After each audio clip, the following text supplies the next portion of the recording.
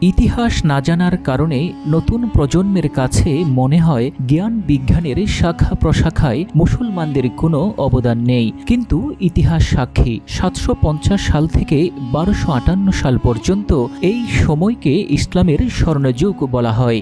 সেই সময় মুসলিম সভ্যতার সাথে অন্য কোনো সভ্যতার কোনো তুলনাই ছিল না।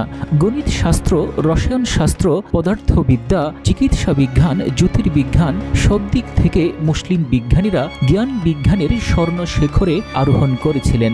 জ্ঞান বিজ্ঞানের শাখা প্রশাখায় মুসলমানদের যে অবিস্মরণীয় অবদান রয়েছে সেই সম্পর্কে বিস্তারিত জানতে আজকের এই ভিডিওটি শুরু থেকে শেষ পর্যন্ত দেখুন।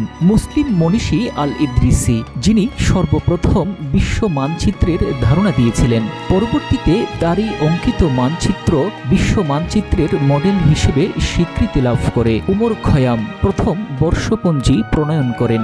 সর্বপ্রথম নক্ষত্রের চার্ট তৈরি করেছিলেন আল বাত্তানি। বিজ্ঞানের সর্ববৃহৎ শাখার নাম রসায়ন। রসায়ন শাস্ত্রের জনক বলা হয় জাবির ইবনে হায়ানকে। বিখ্যাত রসায়নবিদ ইমাম জাফর আস-সাদিক সর্বপ্রথম রসায়ন শাস্ত্রের আলোকে ডিমের পানি প্রস্তুতকরণ পদ্ধতি আবিষ্কার করেন। মুসলিম মনীষী আবুল কাশেম আল ইরাকি সর্বপ্রথম ধাতুর পরিবর্তন সম্পর্কে ধারণা দিয়েছিলেন। জাবির ইবনে হায়ান প্রথম অ্যাসিড, দ্রাবক, জলদ্রাবক ও অন্যান্য যৌগিক সূত্র আবিষ্কার করেন। রসায়ন শাস্ত্রে অবদান রয়েছে এমন মুসলিম মনীষীদের মধ্যে জাবির ইবনে হায়ান, খালিদ বিন ওয়াজিদ, জাকারিয়া আল রাজির নাম উল্লেখ না করলেই নয়। মুসলিম গণিতবিদ আল খারেজমি সর্বপ্রথম সংখ্যাবাচক চিহ্নের ব্যবহার বিষয়ে ধারণা দিয়েছিলেন। ইবনুল হাইসাম, যিনি প্রথম জ্যামিতিক গণনার সাহায্যে পৃথিবীর যে কোনো দুটি স্থানের মধ্যে দূরত্ব নির্ণয় করেন। মুসলিম বিজ্ঞানী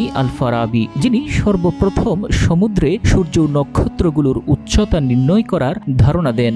এছাড়াও গণিত শাস্ত্রকে যারা উন্নতির শীর্ষ আসনে বসিয়েছেন তাদের মধ্যে উল্লেখযোগ্য হল আল বেরুনি, উমর খয়াম, আবুল ওয়াদা, জাকারিয়া আল রাজি, যিনি চিকিৎসা বিজ্ঞান সম্পর্কে 117টি গ্রন্থ রচনা করেন। আল রাজি সর্বপ্রথম অস্ত্রোপচার বিষয়ে আধুনিক ধারণা উদ্ভাবন করেন। তিনি হাম, শিশুরোগ সম্পর্কে নতুন মতবাদ প্রবর্তন করেন। আল রাজি মানসিক রোগ, স্নায়ু দুর্বলতা ইত্যাদি চিকিৎসার ধারণা দিয়েছিলেন।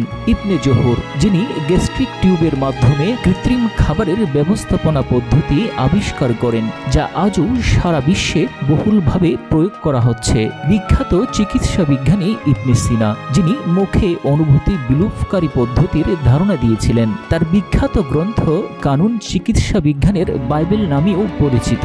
আধুনিক চিকিৎসা বিজ্ঞানের সবচেয়ে আলোচিত বিজ্ঞানী আলী ইবনে আব্বাস, যাকে আধুনিক শল্য চিকিৎসার জনক বলা হয়। উদ্ভিদবিদ্যায় মুসলমানদের অবদান অপরিসীম। ইবনে বাথরের লতাপাতা সম্পর্কিত গ্রন্থটি আজও সবার কাছে বিশেষভাবে গ্রহণযোগ্য। জ্যোতির্বিজ্ঞানীও মুসলমানদের অবদান ঈর্ষণীয়। জ্যোতির্বিজ্ঞানে যে কজন বিজ্ঞানীর অবদান রয়েছে তাদের মধ্যে আল মামুন, আল খারেজমি, আবুল হাসান উল্লেখযোগ্য।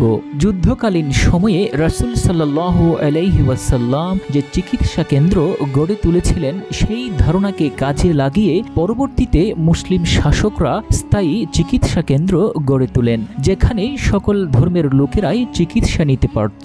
প্রকৃতপক্ষে ষড়যন্ত্রমূলকভাবে মুসলমানদের কৃতিত্বের অনেক কিছুই বাদ পড়লেও একথা সবাইকে স্বীকার করতে হবে, মুসলমানরাই আধুনিক বিজ্ঞানের সফল পথিকৃৎ।